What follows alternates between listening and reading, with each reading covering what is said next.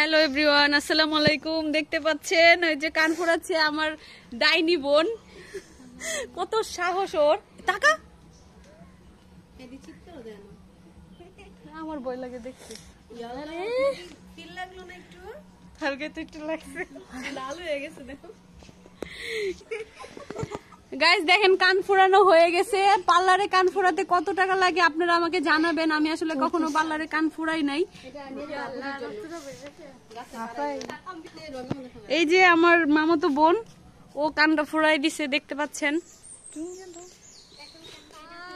এটা হচ্ছে আমার বোনের মেয়ে। আমার কি হয়, আমার আমার মানে আমাকে আন্টি ডাকে, ও হচ্ছে আমার বোনের মেয়ে। এই যে দেখেন ফোড়ানো হয়ে গেছে, দেখতে পাচ্ছেন। এখন আরেকটা কান, আর হচ্ছে কান ফোড়ানোর পর 1 সপ্তাহ পর্যন্ত ডিম খাওয়া যাবে না, গরুর গোশত খাওয়া যাবে না, ইলিশ মাছ, চিংড়ি মাছ, বেগুন মানে চুলকানো জাতীয় খাবার খাওয়া যাবে না, অ্যালার্জি হবে। তো আর এগুলা যদি 7 দিন পরে খায় সেক্ষেত্রে আর মানে চুলকাবে না, আর কানটা তাড়াতাড়ি শুকিয়ে যাবে।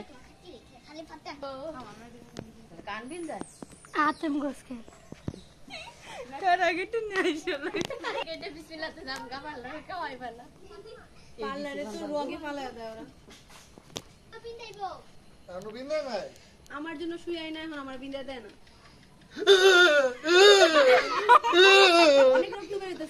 কি পরিমাণ সাহস আমার এই বোনটার শিলার! দেখেন এতটুকু মানুষ, কলিজাটা কত বড়, ওর বুকটা ছিঁড়া দেখা উচিত ছিল।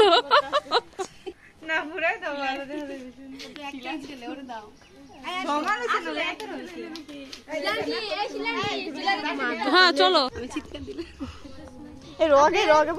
এদিক দিয়ে আমার ভাইয়ের বউকেও কান ফোড়াই দিচ্ছে, যেহেতু ও আগে নাকি ফোড়াইছিল, তো রগে পড়েছিল। তো রগে পড়লে কিন্তু ব্যথা লাগে, তো এখন আবার ফোড়াবে। তো আমার এই বোনটা কিন্তু এবার এসএসসি পরীক্ষা দিবে, বুঝতেই পারছেন, ওর বয়স কিন্তু বেশি না। তো মাশাআল্লাহ ওর কিন্তু অনেক সাহস, কি সুন্দর করে সবার কান ফোড়াই দেয়।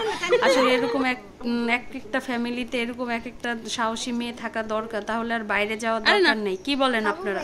তো আজকের ব্লগটা যদি ভালো লেগে থাকে অবশ্যই ফেসবুক পেজে যে লাইক, কমেন্ট এন্ড শেয়ার করবেন, আর ইউটিউবে যে একটা সাবস্ক্রাইব করে দিবেন। সবাই ভালো থাকবেন, সুস্থ থাকবেন, আমার সবার জন্য দোয়া করবেন। আল্লাহ হাফেজ। ঢুকছে এই বাবু দে, আল্লাহ শুই না গার্জিয়াও ঢুকাবে।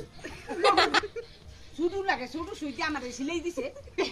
আমি তো ফাল দিছি। আরে একটা ডাল বানায় দিছ, অন্য ডাল দেয় না তো কাম।